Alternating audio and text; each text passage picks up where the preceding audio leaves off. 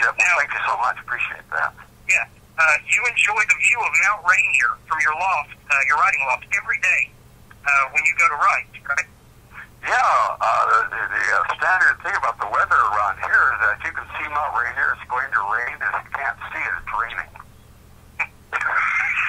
Now, I mean, have you ever considered the irony that something so potentially dangerous could inspire so much beauty in your work? Yeah. Volcano, yeah. Oh, yeah. It sits probably about 70 miles, 80 miles due south here, and it's like a beacon around the horizon. It's you look at 14,000 feet from sea level to the top of it, and we're aware that it is a potentially explosive volcano, and once in a while it has its grumblings. But you know, gosh, where can you go where there's not something in the environment that's going to be a potential issue? I mean, we're sitting on a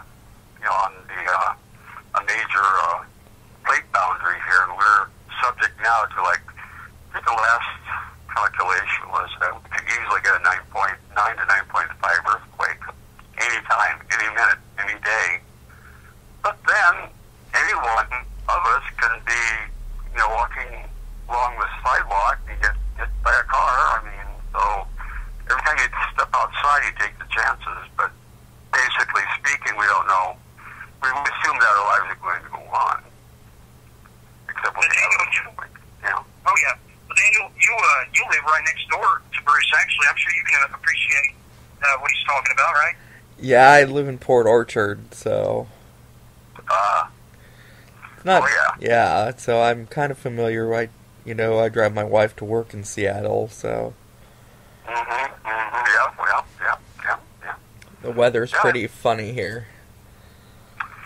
It's amazing territory. I mean, you look around and you walk down the street, and all of a sudden there's a mountain right in front of you, and you just have to stop, and go to REI and buy all this hiking equipment to climb over the mountain to get to your mailbox. It's just terrible around here. The changes are just so abrupt. We just are always going through these changes up here. It's just terrible. Well, your body of work, obviously it's more than we could ever hope to cover here. I think we can get to a lot of it, but let's move to Kafka's uncle. Yeah. In the foreword, you talked about what a challenge it was to negotiate the waters of the new technological era. Yeah. Do you think we rely too much on machines currently, or how do you feel about new publishing paradigms like Kindle, Nook, progressive or destructive? Gosh. Whenever there's a major technological change or shift in paradigm, to those industries that have been around forever, it's destructive. To the people who are getting on the new wave of what's going on, it's incredibly creative. And always there's a shakedown period of exactly how the new technology is going to look, because we're in the middle of change. We're in the middle of a process. You can't see the end result. The only thing you can really do is just kind of stand back. I just stand back, and I'm not in that big a hurry to jump into anything. I was not one of those people that jumped out and hopped on the 8-track wagon in the Ford Escape, so thank you. I'm glad I didn't do that. So I tend to stand back, and as far as the new publishing paradigm goes, okay, yeah, it's certainly a great time for writers. There's no doubt about it. The avenues open for writing are absolutely stupendous. But the amount of material that's now being published is, how do you even begin to assess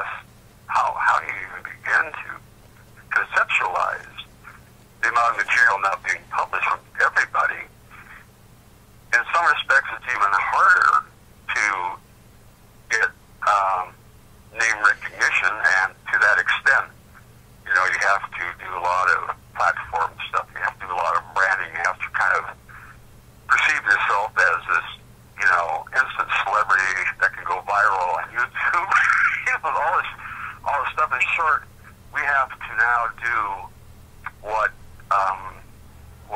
book editors and publishers used to do for the writer in terms of marketing, in terms of promotion. That was all handled by someone else. And back before the whole digital revolution, you were given the task, if you will, to hone your craft to wherever and whatever you wanted to push your craft, and that was your job.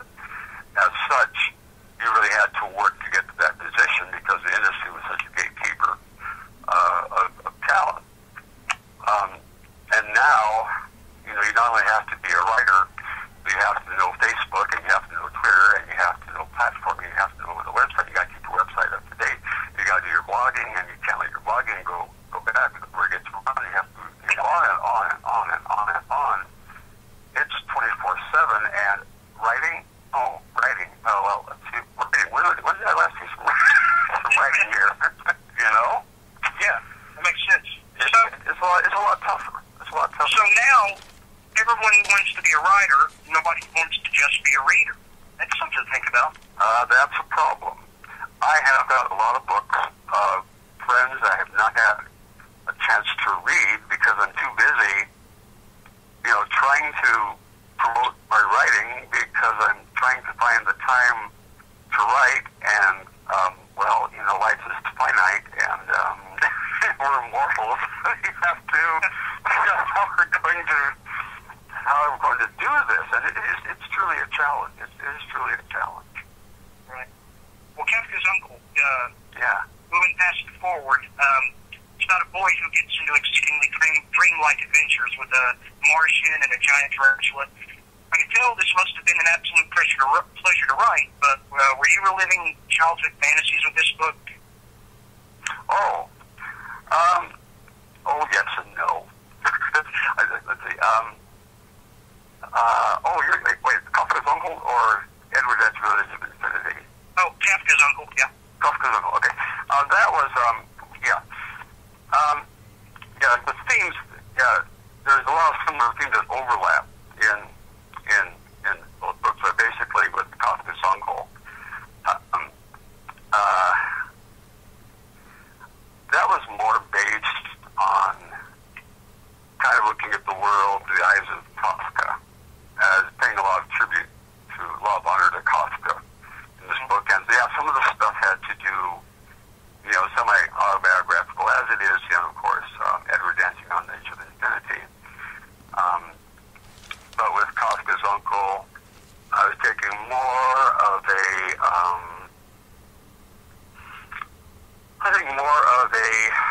taking stock of what I saw going on in the world, kind of not so much of a political standpoint, although I would not dismiss a lot of politics in the book, as I wouldn't necessarily dismiss them in the sequel or the prequel, which are yet to be published. Having said that, it was more of, again, kind of an exploratory romp and really trying to do experimental things. And I guess I was also anticipating with the short chapters the decline of attention span in the United States. I did a lot of short chapters. Definitely, I can see that. I especially like the passage you put in there where he's eating dinner with his parents, and she keeps talking about, the mom keeps talking about the meal, and he wants to talk about the war, and she says, war causes colic in babies, and she's just rambling on, and he's like, well, what about the war? What about the war? And she won't focus on it, and that's what I mean. The whole thing is very dreamlike, and Floyd's interactions with the Martian are just off the charts hilarious. See, when I'm doing work like that, I'm not thinking about, the last thing I'm thinking about is publication. I'm thinking about, this is so much fun, where does this go? It was just really fun to write, and I guess a lot of my thinking, as I said before, is oriented to just doing the craft, because I think if we get so focused on where we're going to get it published, the next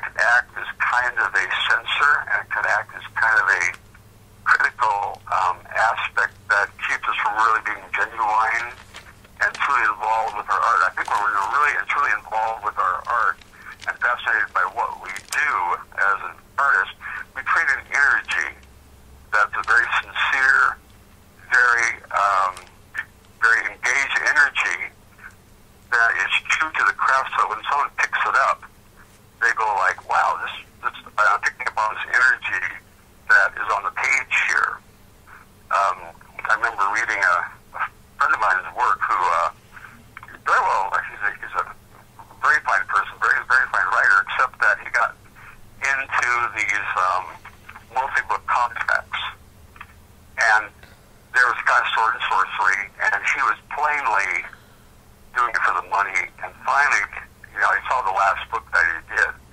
And he was clearly burned out.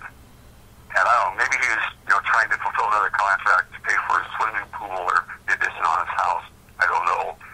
But the prose and the introduction, I've never seen anything that I could call verbal led in all my life. It was just incomprehensible. It was just word after word and being paid by the word. And it was just it was unreadable. And it was a shame.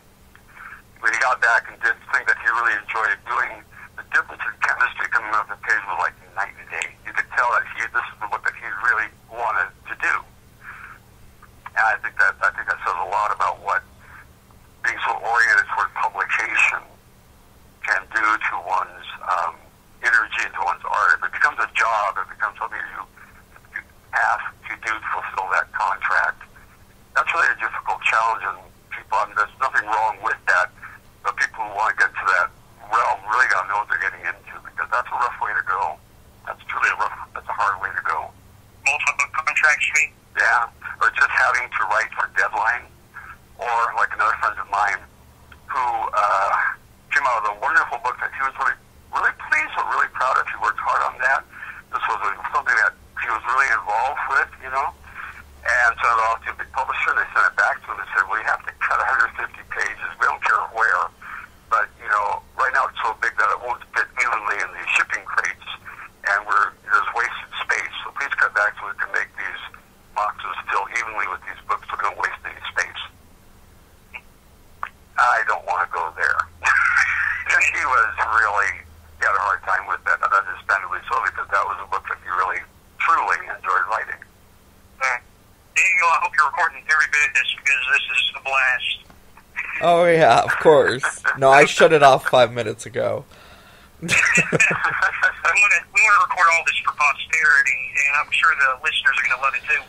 Just a little bit more to get to, because it's hard to condense all this into just 1 hour, because your answers are so elaborate, and we love that. What surprises you most about your own work?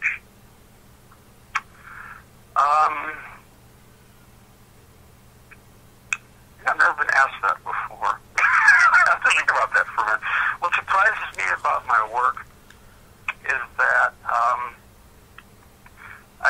I can read the work and pretty well know exactly where I was at the time in my development as a writer when I wrote that. I could see, what I was going through, where I was at. But a lot of the work has a definite sense of personal growth attached to it. And one of the things that always runs through my writing, I see it more and more clearly as I get older, is that what's coming forth